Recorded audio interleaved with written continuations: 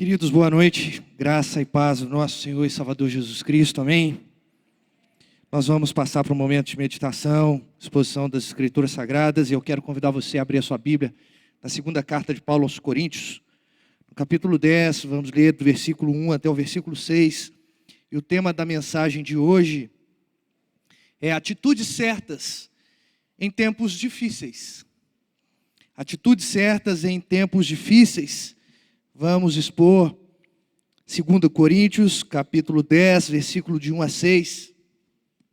Mesmo assentado, você pode ficar com reverência à palavra do Senhor, que diz assim: E eu mesmo, Paulo, vos rogo pela mansidão e benignidade de Cristo, eu que na verdade, quando presente entre vós, sou humilde, mas quando ausente, ousado para convosco. Sim, eu vos rogo que não tenha de ser ousado quando presente, servindo-me daquela firmeza com que penso que devo tratar alguns que nos julgam, como se andássemos em disposição mundana, ou disposição de mundano proceder. Porque embora andando na carne, não militamos segundo a carne, porque as armas da nossa milícia não são carnais, e sim poderosas em Deus, para destruir as fortalezas, anulando nosso sofisma e toda altivez que se levante contra o conhecimento de Deus, e levando cativo todo pensamento à obediência de Cristo, e estando prontos para punir toda desobediência, uma vez completa a vossa submissão. Até aqui. Senhor, em nome de Jesus, a Tua palavra, ela foi lida, e que em nome de Jesus o Senhor fale poderosamente à Tua igreja, apesar do Teu servo, e que em nome de Jesus nós saiamos daqui, ó Deus, edificados, e ó Deus, fortalecidos pela Tua palavra, em nome de Jesus, amém. Atitudes certas para tempos difíceis.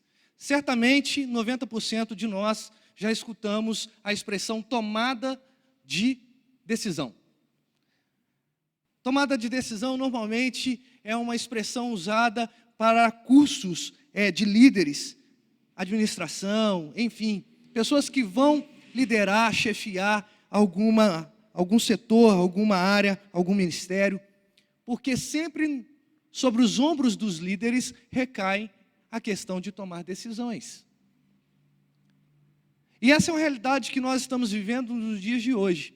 E a gente tem que desmistificar aquela métrica de que nós somos fantoches nas mãos do Senhor. Não somos fantoches.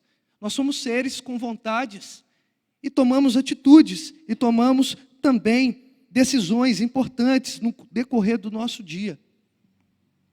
Mas não só tomar decisão, mas também nós temos que saber ter discernimento nessas decisões, porque a maioria das vezes, ou muitas vezes, nós tomamos decisões em tempos difíceis.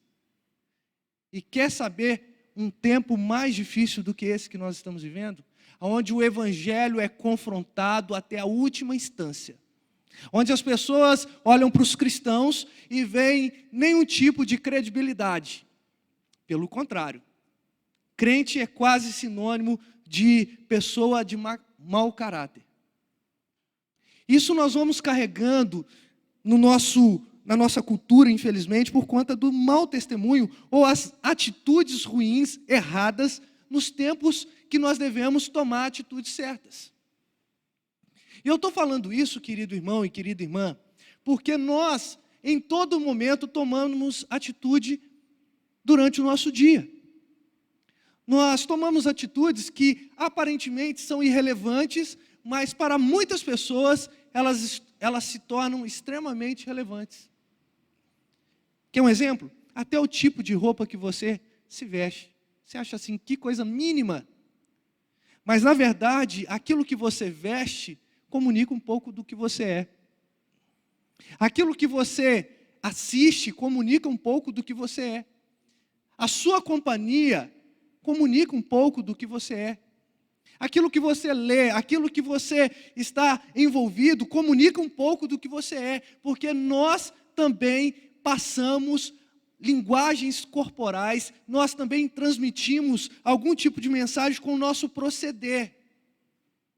E por que isso é tão importante para nós nos dias de hoje? Porque muitos estão perecendo por conta das suas atitudes erradas. Não damos os devidos valores para as atitudes corretas. Pelo contrário. As atitudes corretas, elas se tornaram uma espécie de: como assim você está fazendo isso? Já notou isso? Quando você recebe um troco, por exemplo. Tenho certeza que quase todo mundo passou por essa situação. E esse troco está para mais. Quando é para menos, a gente resolve reclamar na hora, né? Mas quando está para mais, aí você vai e fala assim: ei, você me deu um dinheiro a mais. Aquela pessoa fala: uau, que atitude. Alguns vão falar até assim: por que você fez isso? Deixa de ser bobo, você está precisando do dinheiro, é um troco a mais no seu bolso. A gente vai vivendo essa realidade em que as atitudes corretas, elas são extremamente desvalorizadas na nossa cultura. E por isso o cristianismo, ele carrega consigo muitos ataques.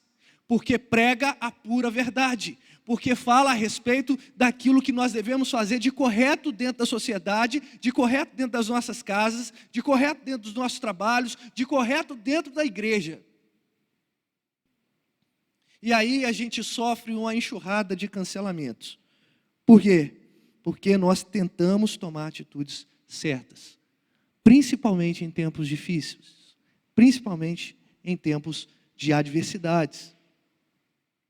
Estou fazendo essa pequena introdução, queridos, justamente porque Paulo está vivendo um momento de adversidade. Nós temos o relato na Bíblia de 2 cartas de Paulo aos Coríntios, mas na verdade Paulo escreveu 4 cartas a esses irmãos, relatadas para nós somente a 2ª carta e a última carta. E a carta de Paulo aos Coríntios, todas as 4, principalmente as 3 primeiras, elas são cartas extremamente duras, porque denunciam o povo por conta dos seus pecados. E quando Paulo chega a escrever essa última carta, ele ainda não havia feito a 3ª visita aos irmãos, como ele havia programado, mas ele já estava acusando, ou sendo acusado, de que ele era um homem hipócrita. Por isso que quando nós lemos a 2ª carta de Paulo aos Coríntios, nós vamos ver que a tônica de Paulo, depois do capítulo 9, muda completamente. Paulo vem falando bem da igreja de Corinto, porque eles estavam vencendo algumas dificuldades que eles tinham. Mas chega no capítulo 10, Paulo ele começa a responder por conta de acusações que ele estava sofrendo naqueles momentos. Por exemplo, no capítulo 10, ele está fazendo uma defesa, uma apologética, por conta da acusação de ser um hipócrita. No capítulo 11, ele é acusado por ser alguém com pouco conhecimento. No capítulo 12, ele é acusado de tratar a igreja de Corinto diferente das outras igrejas. No capítulo 12 ainda, ele é acusado de explorar a igreja. E tem outras acusações que nós podemos elencar aqui. Mas reparem que Paulo, mesmo tendo um coração extremamente voltado para o aperfeiçoamento dos santos, Paulo está sendo acusado pelos superes apóstolos da época.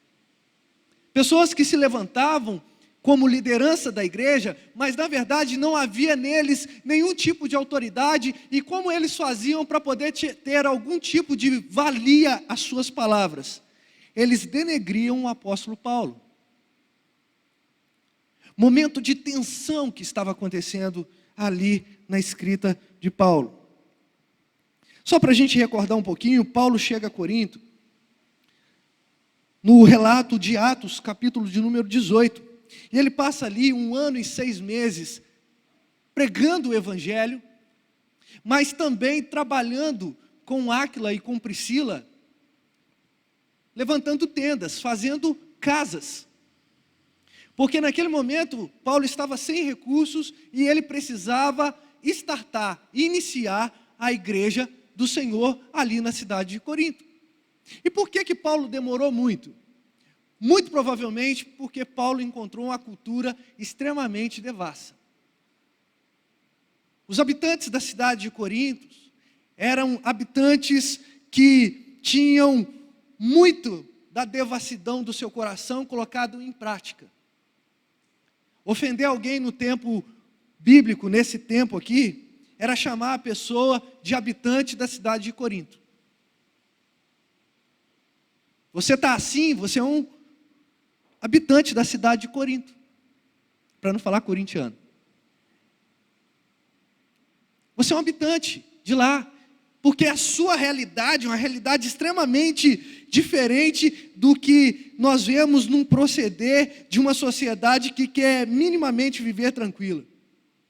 Havia imoralidade, havia muita questão de acepção de pessoa, quase uma questão de castas sociais.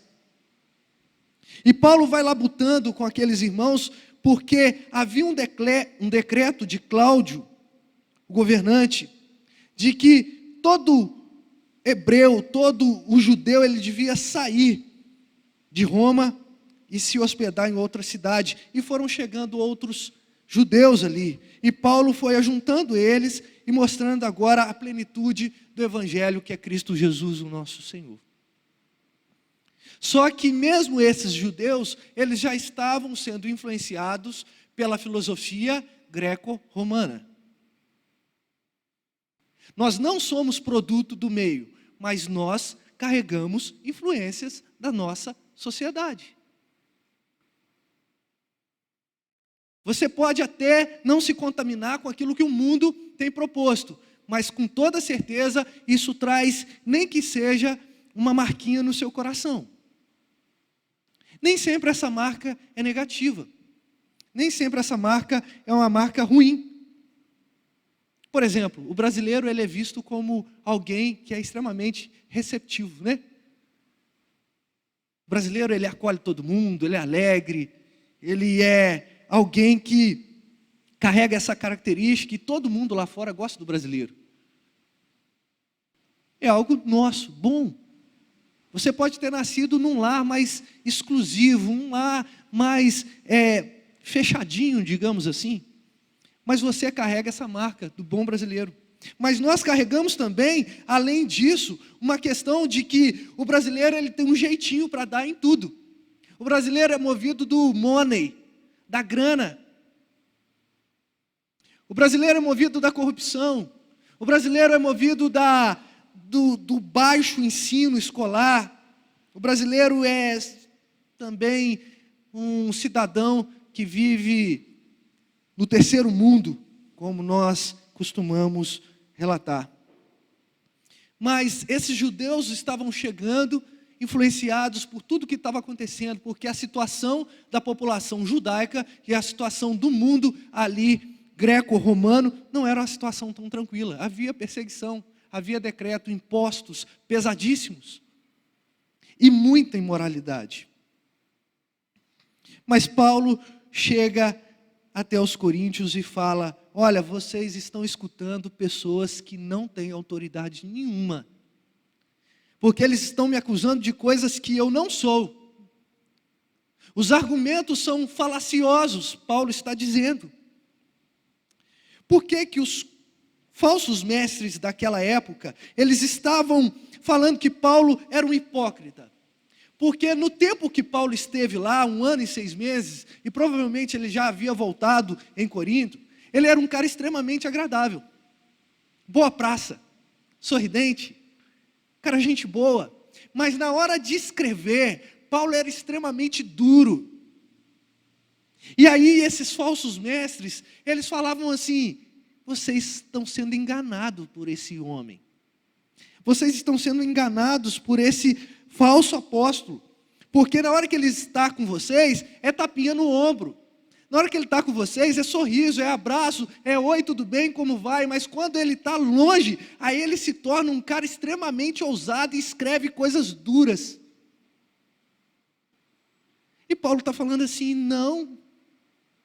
E eu rogo para vocês, pela mansidão e benignidade de Cristo, aqui Paulo, no versículo 1, ele já mostra da onde advém aquela mansidão, de que quando ele está presente, ele mostra para todos os habitantes ali de Corinto, ele mostra que vem de Deus, e a benignidade de Cristo, que na verdade, quando presente, ele é humilde, ele procura não pegar muito pesado com o pessoal, mas na hora que Paulo está ausente, Paulo precisa tratar dos problemas daquela igreja. Queridos irmãos, nós precisamos entender que uma verdadeira igreja, ela precisa passar por censuras. Uma verdadeira igreja é aquela que disciplina o seu povo, é aquela que também traz o seu povo à volta às escrituras. Uma verdadeira igreja é aquela que pastoreia o seu rebanho. Às vezes a gente vem para a igreja com a sensação de querer sempre escutar uma palavra que nos traz uma motivação muito boa, mas a gente tem que lembrar que até mesmo o momento da cajadada, ela é importante para o nosso coração. E ninguém faz isso para poder se promover.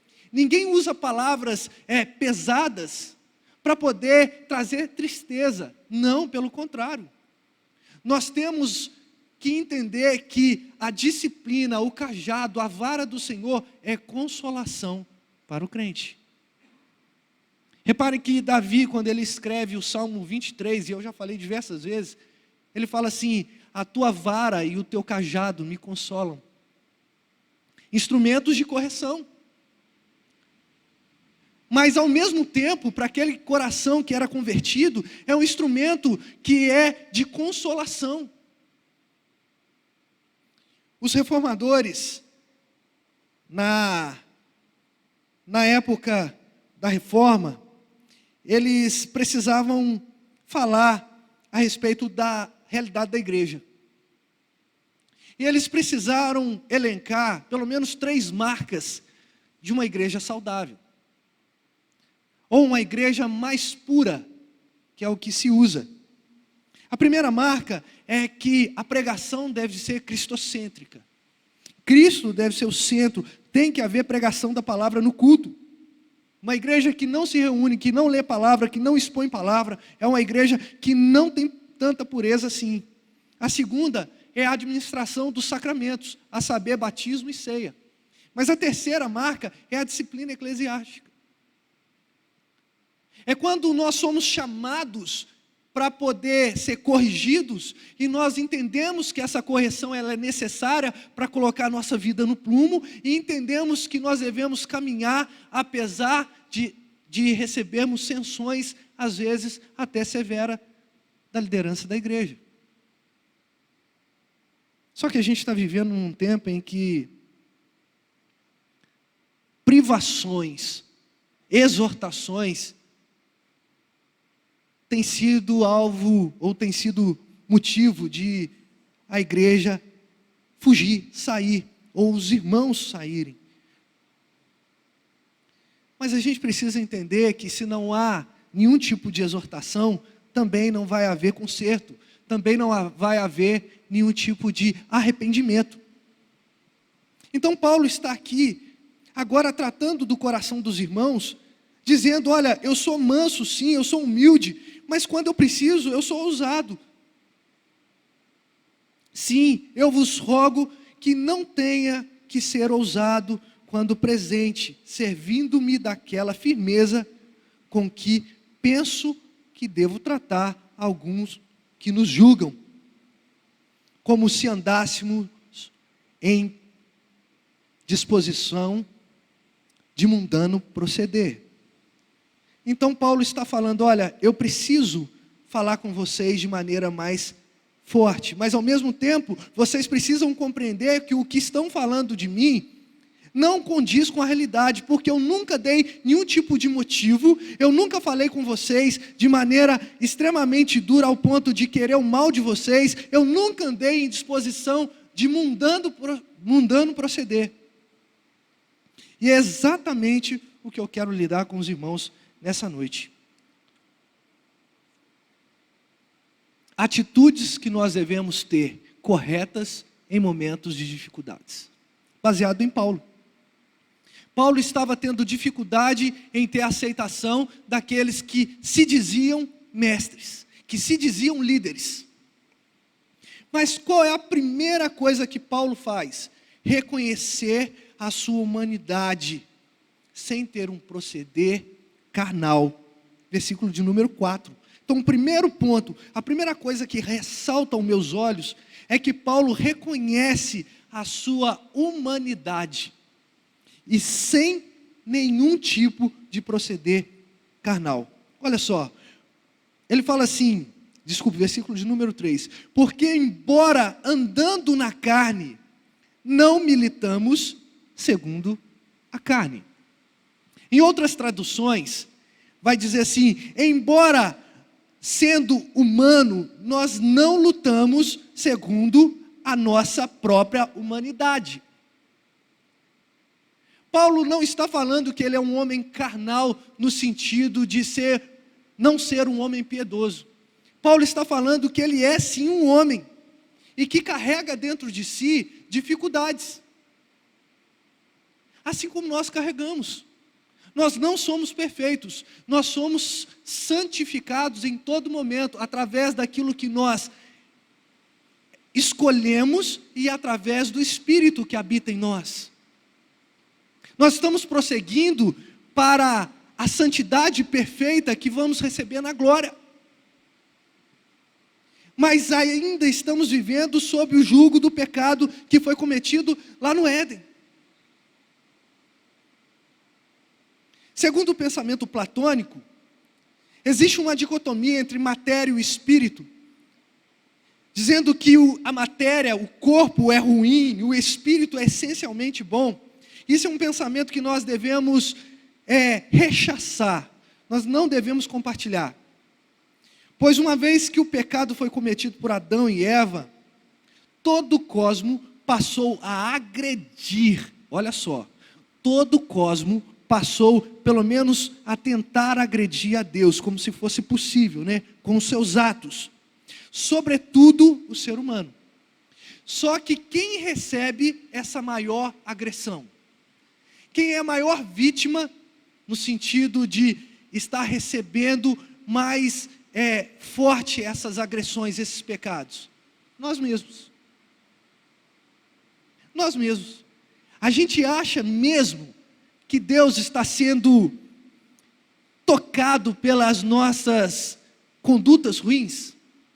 Ele é extremamente santo. Ele não se mistura com a nossa humanidade imperfeita. Pelo contrário, Ele nos chama para ser santo.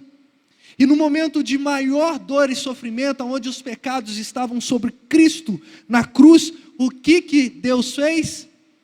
Deus o abandonou, o abandono de Deus, porque Deus não poderia se misturar com os pecados. Duro isso, né? Deus meu, por que me desamparaste? Essa é a realidade de Deus, e a gente vai pecando, achando que vai trazer algum tipo de dano à santidade de Deus, mas na verdade, quem é o maior alvo desse dano é a gente. Somos nós. É o povo. É a sociedade. É a terra.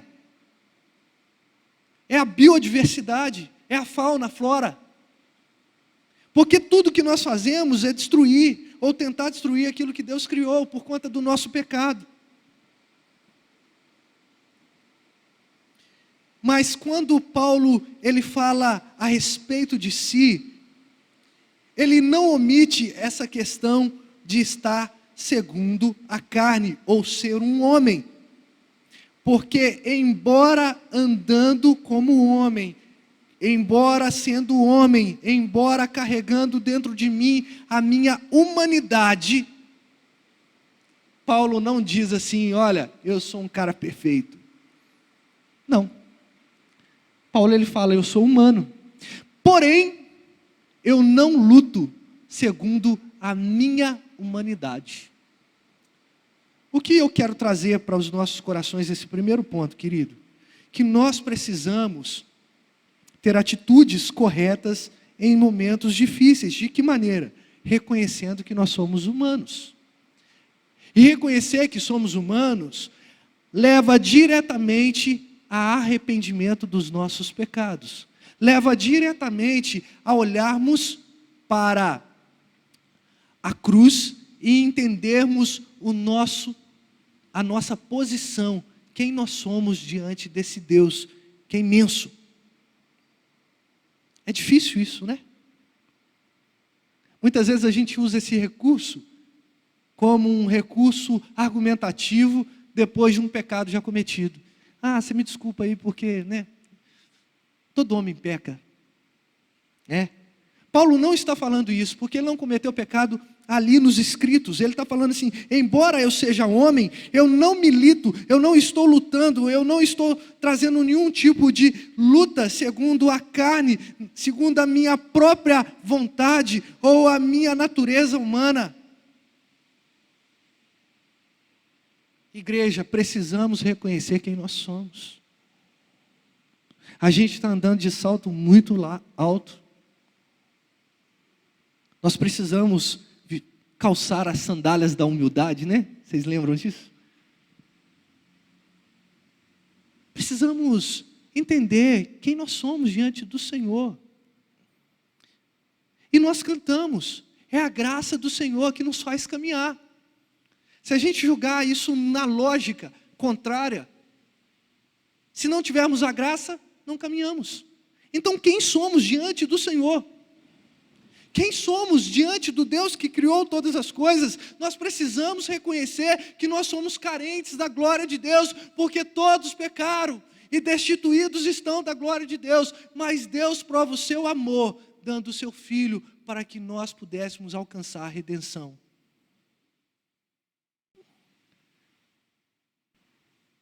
Uma igreja que não reconhece a sua humanidade, no sentido teológico da palavra, de dizer, Senhor, eu sou criatura, eu preciso do Senhor, eu preciso ser admitido pelo Senhor para ser filho. É uma igreja que não caminha. Qual é a atitude que nós devemos ter? Reconhecer a nossa humanidade, mas sem ter um proceder carnal. Não é colocar essa prerrogativa de reconhecer a nossa humanidade como uma desculpa para poder pecar. Não. Pelo contrário. Uma vez que nós somos impactados pela graça do Senhor, nós vamos ter um novo modo de viver. Aquele que está em Cristo, nova criatura é. Ele procede de maneira diferente. Repare que quando o homem se choca com a cruz, ele é transformado. Quando ele se choca com essa realidade salvífica que Deus entregou o seu Filho numa cruz maldita, para que nós pudéssemos ser aceitos diante dele, nós somos transformados. E nós temos vários relatos na Bíblia de transformação assim. Por exemplo, em Lucas capítulo de número 7, um centurião, ele estava aflito por conta do seu servo que estava terrivelmente doente. Ele era um homem de status. Ele trabalhava para o governo. Mas ele fala diante de Jesus, ele fala assim, no versículo 8 e 9, ele fala assim, porque também eu sou homem sujeito à autoridade, e tenho soldados às minhas ordens. E digo a este, vai, e ele vai. E a outro, vem, e ele vem. E ao meu servo, faze isto, e ele o faz. Mas quando ele se encontrou com Jesus,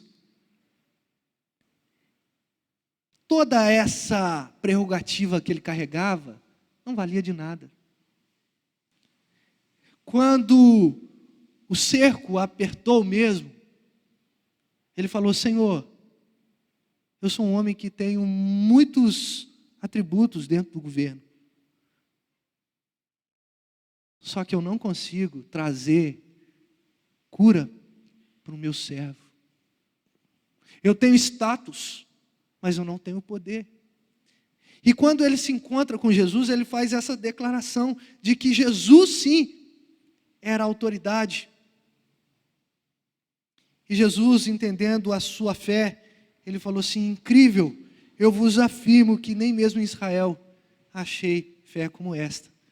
Porque ele estava dizendo de fato que Jesus, ele era o Senhor, muito além da prerrogativa governamental que ele carregava.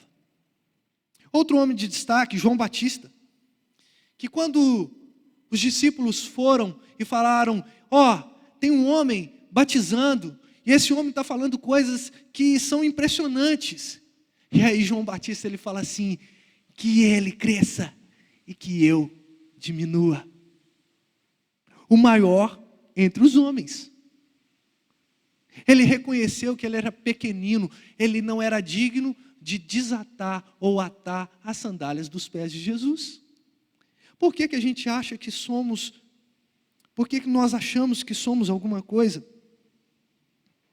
Reconhecer a nossa humanidade é obrigar o nosso ego a estar sempre subordinado à palavra de Deus, ou seja, buscar a santidade.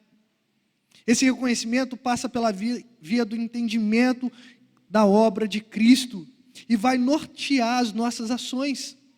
Por isso Paulo vai dizer que, embora estamos vivendo nessa humanidade, não lutamos segundo a nossa humanidade. Não podemos entrar nesse jogo de toma lá da cá. Não é a nossa realidade. Temos que usar as nossas mentes redentivas, ou mentes que já foram rendidas ao Senhor, para responder a todos, em todos os momentos difíceis que eles nos afrontam.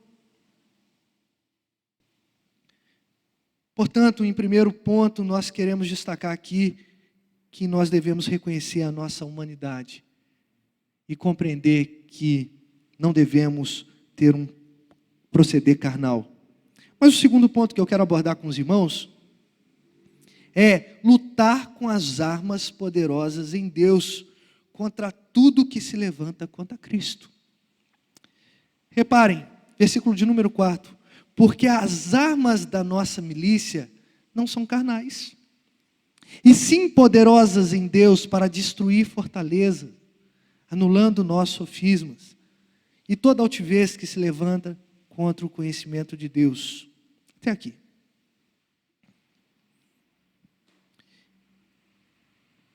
Queridos, é indiscutível nós falarmos que não existe uma luta. É indiscutível nós falarmos que nossa vida não é uma vida que passa por dificuldades. Mas uma luta pressupõe dois lados. Sempre tem os oponentes. Dois lados que se atracam. Não existe uma luta solitária. Mesmo os seus dilemas, os meus dilemas, que são dilemas, às vezes, momentâneos, mas solitários ali no nosso coração, existe sempre dois lados. Para quem gosta de desenho animado, parecia essa dicotomia muito presente naqueles desenhos que parecia um influenciador do mal e um influenciador do bem, né? Aquilo é o nosso próprio coração, que fala: olha, faz isso porque isso seria melhor para você. O outro lado fala assim: não, você já foi redimido em Cristo, por que você vai fazer isso? Nós temos lados dentro de nós. Nós temos sim Cristo Jesus que habita em nosso coração, mas nós carregamos essa humanidade. E Paulo deixou muito claro no versículo de número 3. Mas nós devemos lutar contra esse sistema, contra esses opositores, de maneira que as armas que nós pegamos, as ferramentas, elas não sejam procedentes da nossa mente. Pelo contrário, são armas que são poderosas em Deus. O que são armas poderosas em Deus? São armas que vêm de Deus. Não vêm de você. Até a vontade de adorar o Senhor, ela não vem de nós. A vontade de adorar o Senhor vem do próprio Deus que coloca no nosso coração. Então não existe arma nossa que pode ganhar alguma luta. Mas Paulo mostra que essa militância, essa luta, ela precisa ser travada, mas com as armas certas. Que arma que você luta contra pecados que você vive? Que armas que você luta contra dilemas homéricos que você tem vivido no seu trabalho? Quais são as armas que você luta ou que você pega para poder travar uma batalha contra os seus pecados pessoais? Será que seriam armas que advêm do nosso coração corrompido? Não. Armas que são poderosas em Deus, ou portanto, advêm de Deus. Porque assim nós conseguimos vencer e permanecer inabaláveis. Quero convidar você a deixar o seu texto aberto, aí em 2 Coríntios, e dar um pulo lá em Efésios, capítulo de número 6, porque Paulo se vale também dessa mesma afirmação de armas, só que ele fala da armadura de Deus, mas eu queria enfatizar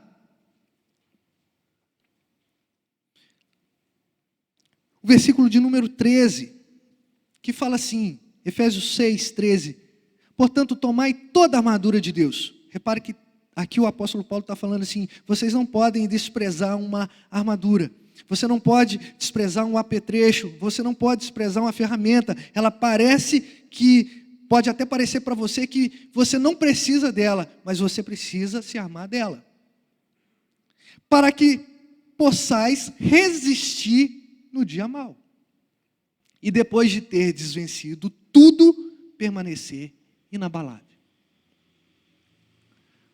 Olha o uso da arma segundo a concepção do apóstolo Paulo.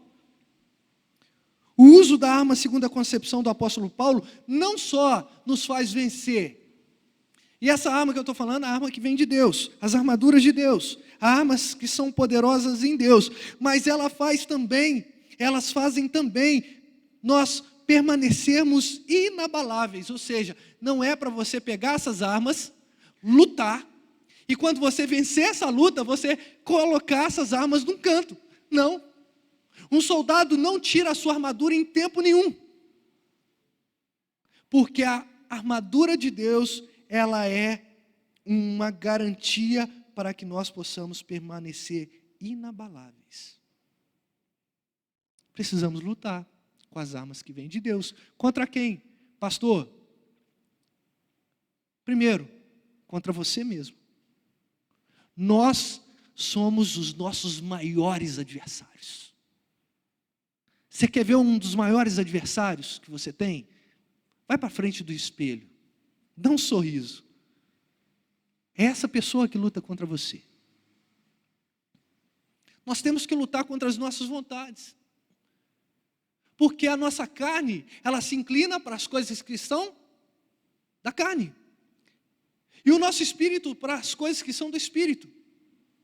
E se a gente não alimenta o espírito, se a gente coloca em choque essas duas realidades, sendo que o nosso espírito não está alimentado, sendo que nós não estamos com as armaduras corretas, com as armaduras de Deus, que são poderosas em Deus, o que acontece? Nós perecemos pelo adversário que nós mesmos somos para nós. Um segundo adversário é Satanás, que anda ao derredor, bramando como um leão, buscando a quem possa tragar. Isso é uma realidade bíblica. Precisamos falar a respeito disso. Precisamos entender que essas armas poderosas em Deus, elas são uma garantia para que nós possamos nos defender contra as astutas ciladas do inimigo. Mas um terceiro oponente que nós temos é o mundo, esse sistema. Precisamos lutar com as armas poderosas em Deus para vencer esse mundo. Um mundo que luta contra você que professa a fé cristã. Um mundo com seu idealismo firmado no marxismo cultural, por exemplo. Um mundo que está caminhando cada vez mais para a relativização da verdade. Um mundo que está cada vez mais ralo. Nós precisamos usar as armas poderosas em Deus para poder anular todos esses intentos. Nós vamos falar mais para frente a respeito disso, mas eu quero falar a respeito desse primeiro inimigo, você. Olha o que o apóstolo Paulo, ele fala. Essas armas, elas são poderosas em Deus para destruir fortalezas, coisas que as pessoas confiam, argumentos e raciocínios pelos quais um argumentador se esforça para fortificar ou edificar a sua opinião. Então, alguém que está tentando colocar ideias em você, o apóstolo Paulo está denunciando isso porque os coríntios estavam sofrendo essa influência. Então, fiquem fortes, porque essas armas, elas podem derrubar essas fortalezas, esses raciocínios. Mas ao mesmo tempo, olha o que o apóstolo Paulo fala, anulando nós sofismas e toda altivez que se levanta contra o conhecimento de Deus. Agora, ele não fala somente de um grupo de pessoas, ele fala de toda altivez, de todo sofisma, toda sabedoria falaciosa. O que isso quer dizer? Quer dizer que muitas vezes nós também nos levantamos contra Deus. Um grito de independência. Nós sempre queremos ser independentes de Deus. E foi esse exato pecado que fez com que Adão e Eva caíssem. Ser igual a Deus ou não depender mais de Deus. Nós somos seduzidos pelas mesmas tentações. Mas uma coisa é certa, nós precisamos lutar todas essas milícias, todas essas labutas, não podemos nos calar, muito pelo contrário, mas nós temos que lutar com as armas certas. Não adianta você pegar o seu raciocínio extremamente inteligente para poder lutar contra o mundo. Nós vamos vencer pela palavra do Senhor, ela tem toda a autoridade e poder.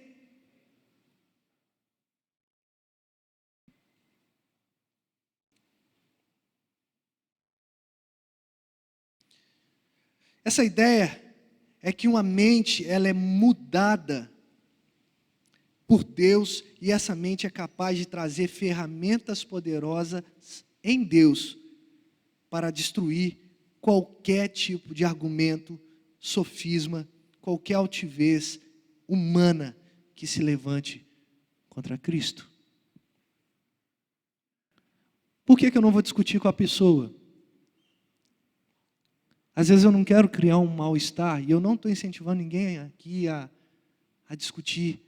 Mas se você tiver que dar um argumento, a responder à razão da esperança que há em você, o que você vai falar? Quais são as armas? Você tem estudado a Bíblia? Porque é na Bíblia que a gente tem todas as nossas armas. Não são os nossos raciocínios. Mas em terceiro lugar e último,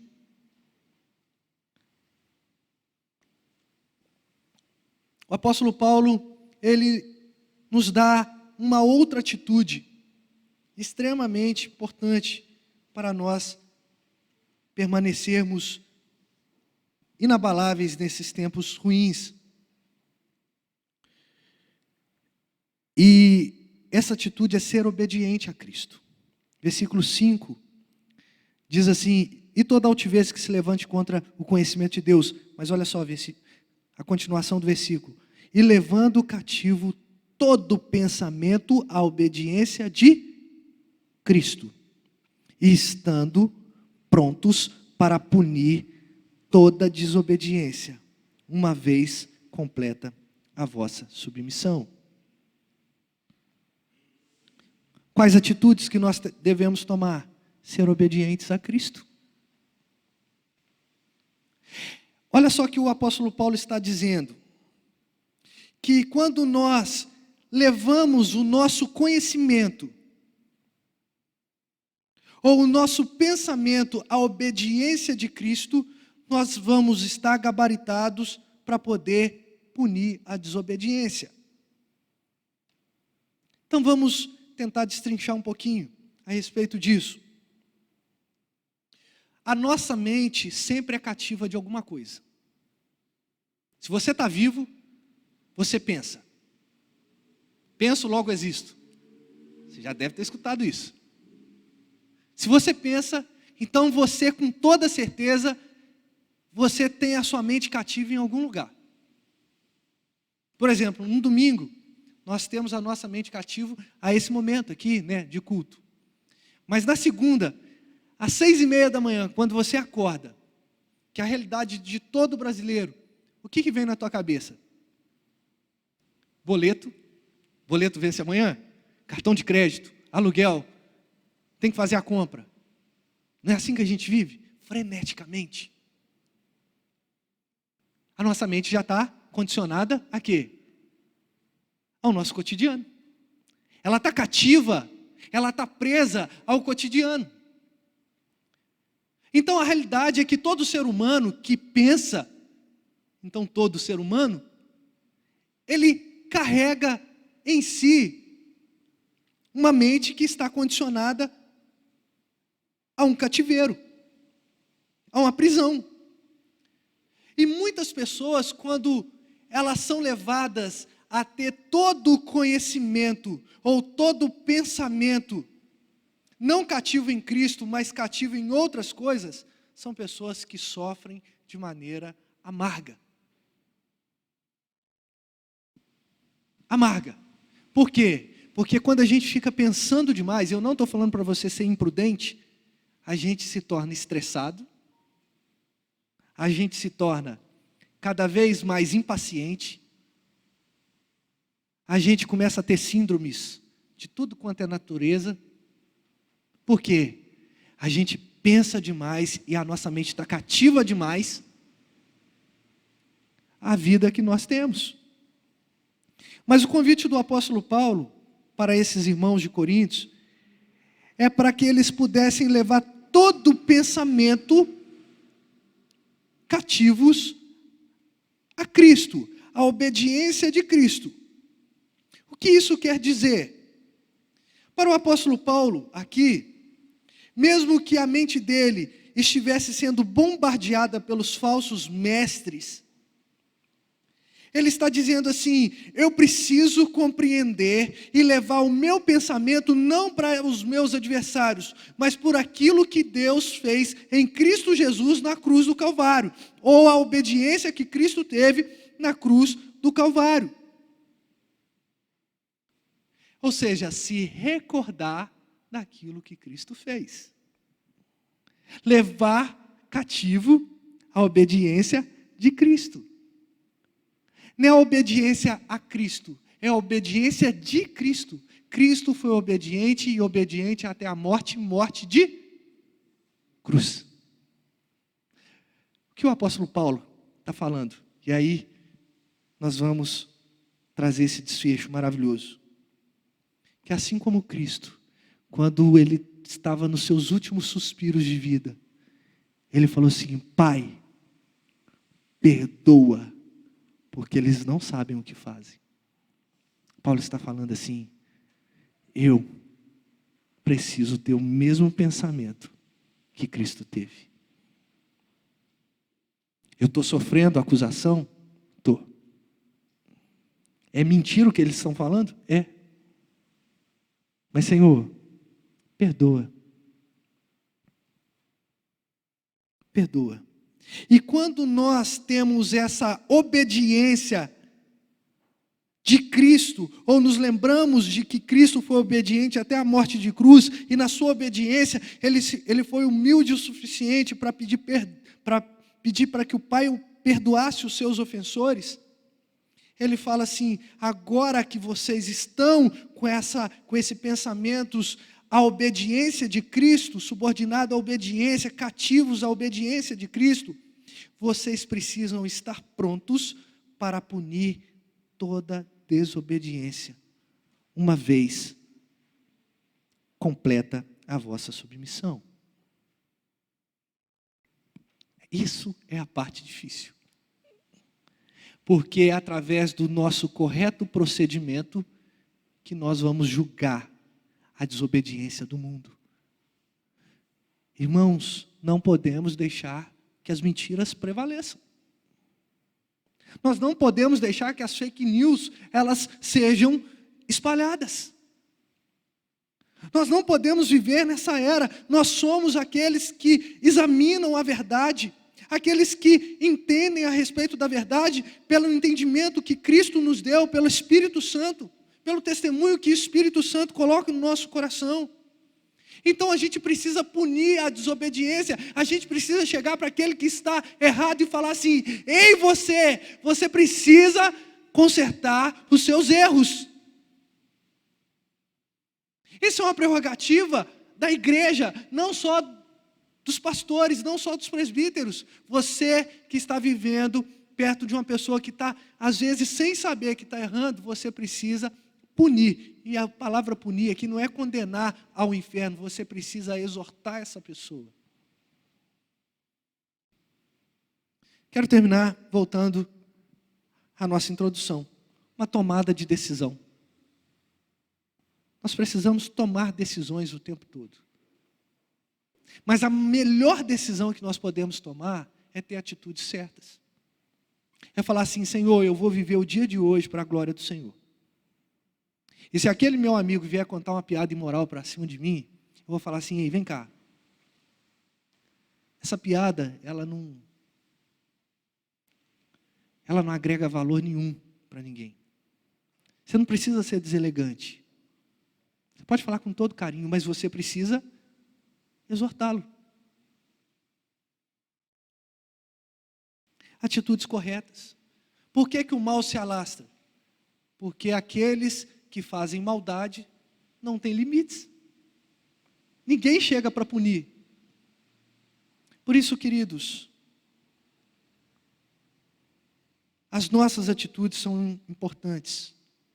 Assim como o apóstolo Paulo, que estava sendo acusado injustamente, ele faz uma declaração extremamente importante, dizendo que ele não vai lutar segundo as armas dele, mas sim as armas que são poderosas em Deus.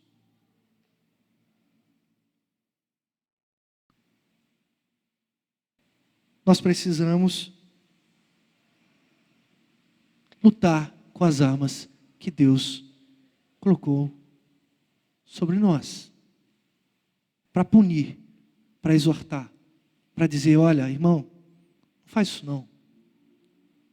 Vamos junto, vamos caminhar. Vamos viver de maneira que agrade ao Senhor.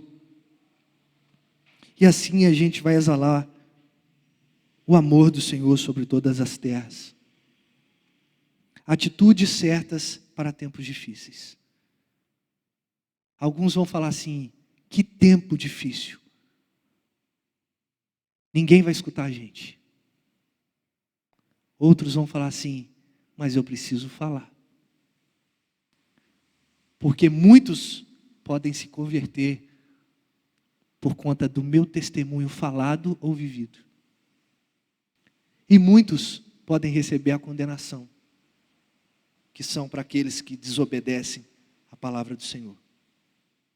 Atitude certa para momentos difíceis. Que o Senhor possa nos ajudar a ter essa atitude correta. Não podemos nos calar diante de tudo que nós temos visto e ouvido. Agora, o que você tem visto? O que você tem ouvido? Se você liga a sua TV, você vai ver um monte de coisa. Mas nós devemos olhar a palavra e nós temos que ouvir a palavra. E assim, nós não vamos nos calar. Vamos falar daquilo que o mundo precisa. Cristo Jesus, o nosso Senhor. Vamos orar?